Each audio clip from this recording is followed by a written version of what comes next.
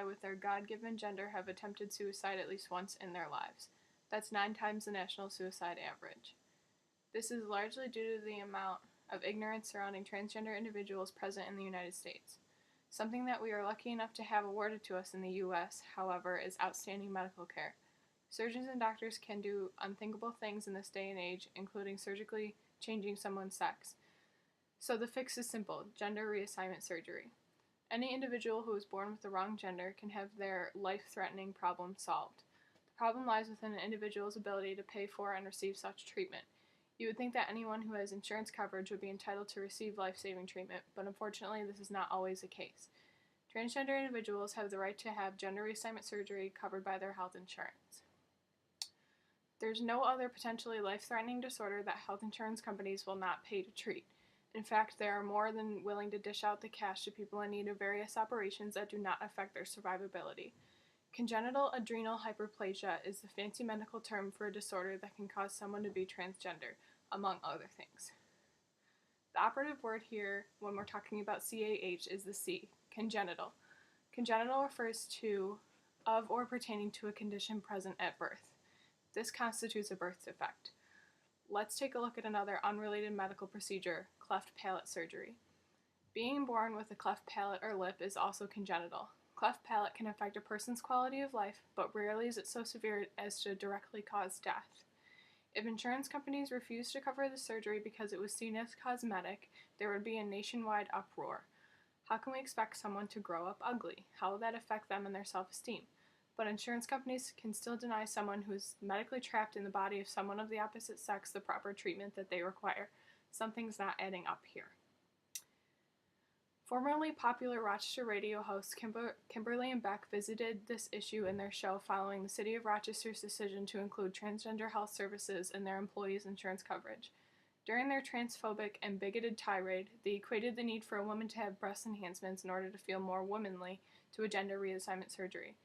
Anyone with half a brain can understand how ridiculous this is.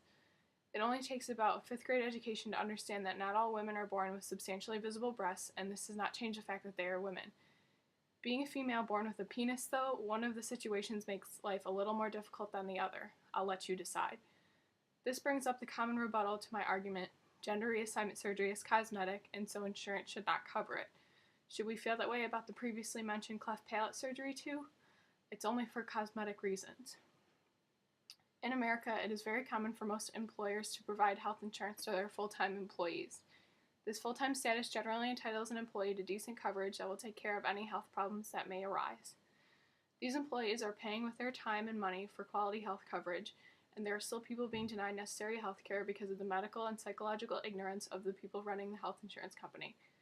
More insurance companies are starting to catch on and consult with doctors and psychologists in order to improve the transgender health services that they offer, like provider Atena, but way too many either just plain ignorantly not investigate this or apply their bigoted opinions to the way that they handle their coverage. This is frustrating on a number of levels. As much as we respect everyone's opinion in this nation and the freedom to speak your mind is very much coveted, this issue does not apply. This is a downright medical disorder we're dealing with. For people and health insurance companies to apply their anti-homosexual opinions to this situation is disgusting. These are real-life people born with a disorder that they did not choose to have, and there really is no sexuality involved. These people have whatever sexuality they have, but it does not change the fact that they were essentially born with the wrong genitalia. The argument is often made that there are alternative methods for treatment for a transgender individual. Some will say, well, their genitals aren't a problem, it's the way they feel about them. Some people want them to cope with their depression and go to therapy as their treatment. And if that's the case, why don't we just stick a band-aid on the kid's face with a cleft lip? When we evaluate the medical necessity involved when looking at gender reassignment surgery, there's no questioning its importance. You don't have to be a doctor or psychologist to understand that a disorder exists and causes an individual to develop genitalia that is incongruent with their hardwired mental gender. There is no argument that supports any valid reason for health insurance companies not to include transgender health services in their policies, and for employees to uphold an individual's rights to them. What we have here is a classic demented case of nationwide ignorance.